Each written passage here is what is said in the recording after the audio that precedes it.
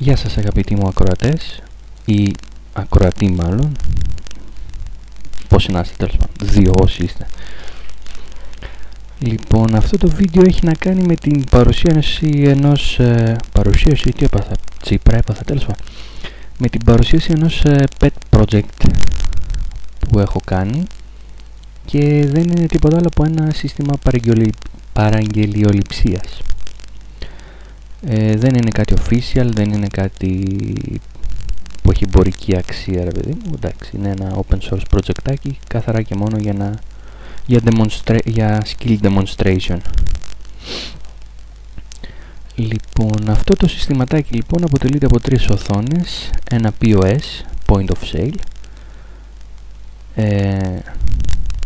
μία οθόνη για κινητό, για τον waiter, για τον σερβιτόρο, και είναι και μία οθόνη για τον administrator του συστήματος, η οποία δεν μας ενδιαφέρει προς το παρόν. Θα κάνω ίσως ένα demonstration κάποια άλλη στιγμή, αλλά θα δούμε κυρίως αυτές τις δύο οθόνες, το πάνελ προετοιμασίας και πληρωμών και το πάνελ παραγγελιών.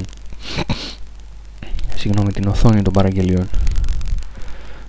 Στο pending list, στο to-do list μάλλον, έχω και μια επιπλέον οθόνη, την management, η οποία δεν είναι τίποτα άλλο από μια fancy οθόνη, η οποία υποτίθεται θα χρησιμοποιείται από τον manager, το διευθυντή του καταστήματος.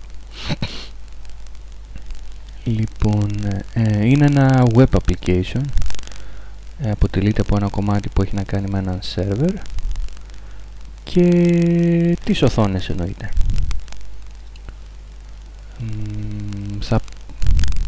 Βασικά θα αναλύσω κάποιες τεχνικές λεπτομέρειες μετά το demo, επομένως πάμε να δούμε λίγο πώς δουλεύει γενικώς. Κάνουμε ένα login στο πάνελ διαχείρισης. Λοιπόν, το πάνελ διαχείρισης αποτελείται από δύο tabs, ένα που έχει να κάνει με την προετοιμασία, το οποίο χωρίζεται σε δύο τμήματα. Ένα τμήμα στο οποίο φαίνεται η ουρά με τις παραγγελίες και ένα όπου φαίνονται οι λεπτομέρειες κάθε παραγγελίας και κάποια controls σχετικά με όταν ετοιμάζει, ξέρω και ο χρήστης την παραγγελία, ξέρεις τα κουμπιά που είναι έτοιμο, ακύρωση κτλ. Και ένα tab που έχει να κάνει με τις πληρωμές, το ταμείο ουσιαστικά. Να πω σε αυτό το σημείο ότι το σύστημα αυτό δεν είναι συνδεδεμένο ούτε με τάξεις ούτε με άλλες τέτοιες ιστορίες, γι' αυτό πρόκειται για pet project ουσιαστικά, δεν είναι κάτι σοβαρό. Αλλά ας ξεκινήσω να κάνω κάποιες παραγγελίες, θα τα βλέπουμε λίγο παράλληλα γιατί δεν έχει νόημα να το βλέπουμε έτσι αποκομμένα. Ο σερβιτόρος τώρα, η οθόνη του σερβιτόρου μάλλον, έχει τρεις λειτουργίες. Μπορεί να εκτελέσει παραγγελίες, να βλέπει ποιες παραγγελίες έχουν ετοιμαστεί ανάλογα με το... μάλλον ποιες παραγγελίες είναι έτοιμες, όπως το λέει και όλες έτοιμες παραγγελίες, τέλος πάντων, και να βλέπει και την κατάσταση του τραπεζιού. Όταν λέω την κατάσταση εννοώ πόσο χρωστάει το τραπέζι στην παρούσα φάση, όταν θα το ρωτήσουν οι πελάτες για να πληρώσουν το λογαριασμό. Ας καρφώσουμε μια παραγγελία, επιλέγουμε τραπέζι, επιλέγουμε μια κατηγορία προϊόντα που έχουμε ορίσει, ξέρω εγώ, στο σύστημα. Αυτές τις κατηγορίες τις φτιάχνουμε από το administration panel. Ας πούμε αναψυκτικά. Εντάξει, ο καφές δεν είναι αναψυκτικό προφανώς, αλλά προσπεράστε το. Get over it. Ας πούμε ότι παίρνουμε μια κοκακόλα, κάνουμε προσήκη στο καλάθι θεωρητικά, μπορεί να το πει κάποιος έτσι. Ας πάρουμε και έναν καφέ, ας βάλουμε και κάποιες λεπτομέρειες. Αλλά μέτριος. Και ας πάρουμε και μια φάντα. Μάλλον όχι, ας πάρουμε δύο φάντες. Μπορεί να βάλει κάποιος μέχρι 10 προϊόντα, εντάξει, δεν νομίζω να ξεπεράσει τόσο πολύ. Να μπορεί να ξεπερνάει τόσο πολύ μια παραγγελία, τέλος πάντων σε ποσότητα. Ολοκληρώνουμε την παραγγελία και πάμε στο πάνελ προετοιμασίας. Βλέπουμε ότι σε μορφή κουμπιού εμφανίστηκε η παραγγελία. Ας κάνω άλλη μία για να έχουμε ένα πλήθος, ας πούμε. Ας βάλω ένα άλλο τραπέζι, το 5. και ας πάρω 5 κοκακόλες.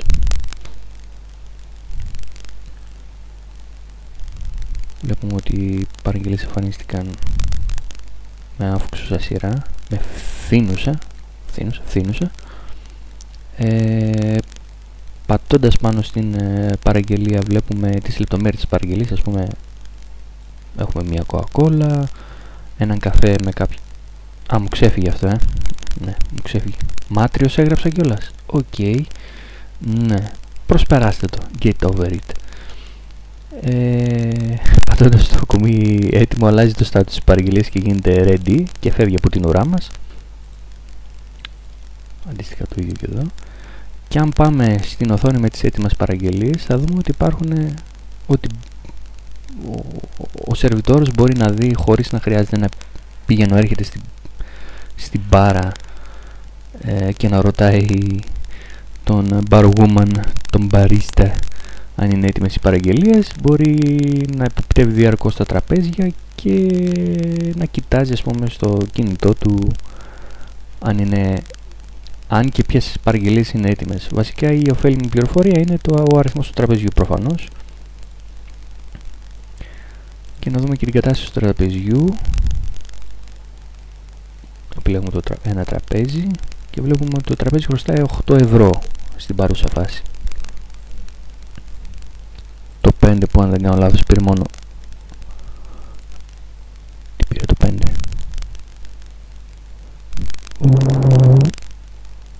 Ναι. Πήρε το 5.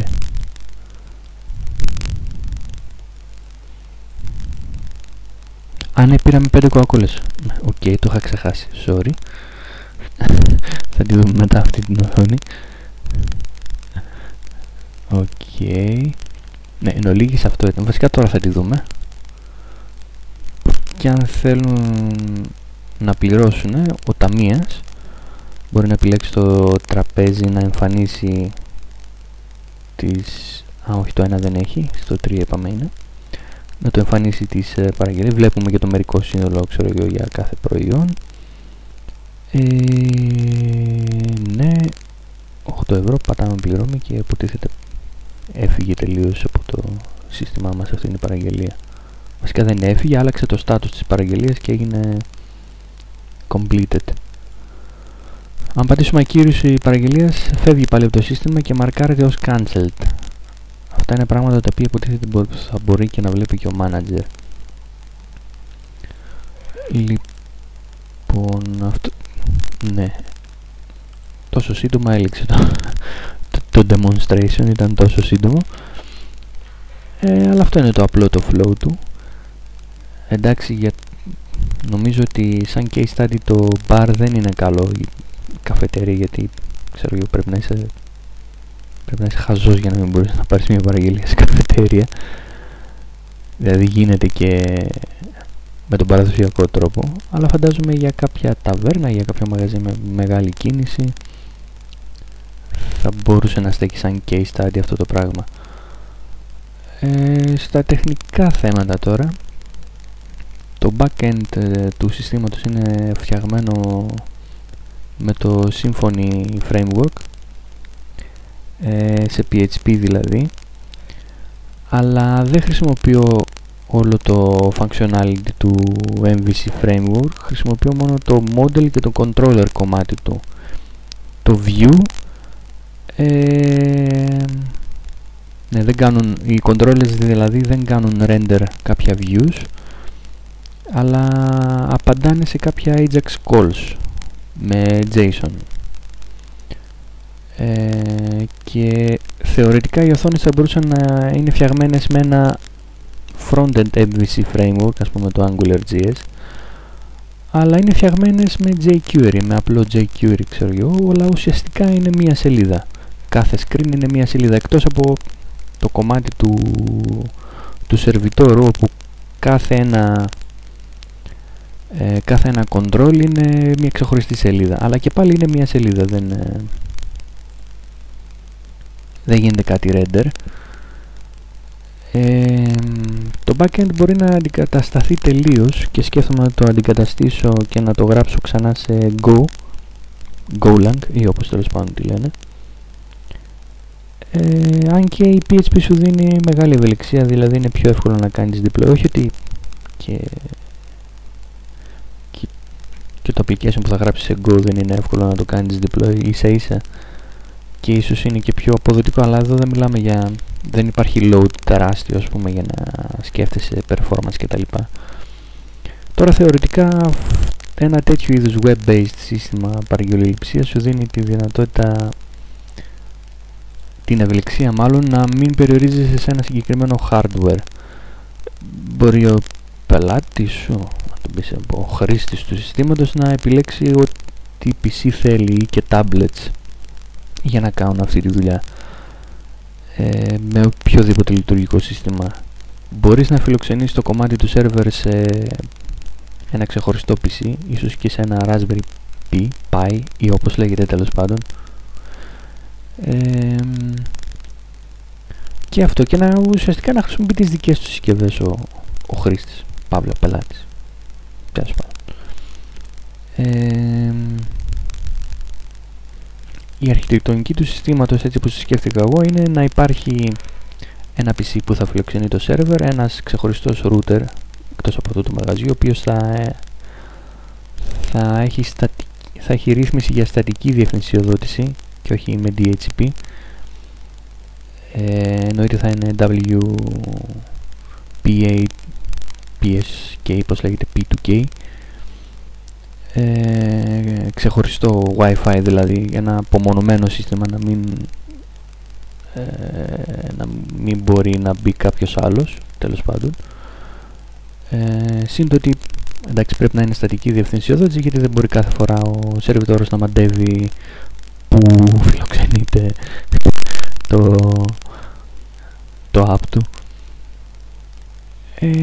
Και αυτά είναι ολίγης. Θα βάλω στα description το link για το GitHub, όποιος θέλει να κάνει ένα review και fork, ξέρω εγώ, αν κάποιος είναι τόσο μαζοχιστής και θέλει να βγάλει τα μάτια του με jQuery. Είναι order up symphony κάτω από το repo του άνακτα, εγώ είμαι αποτίθεται αυτός, τέλος πάντων. Και αυτά. That's all folks. Keep coding.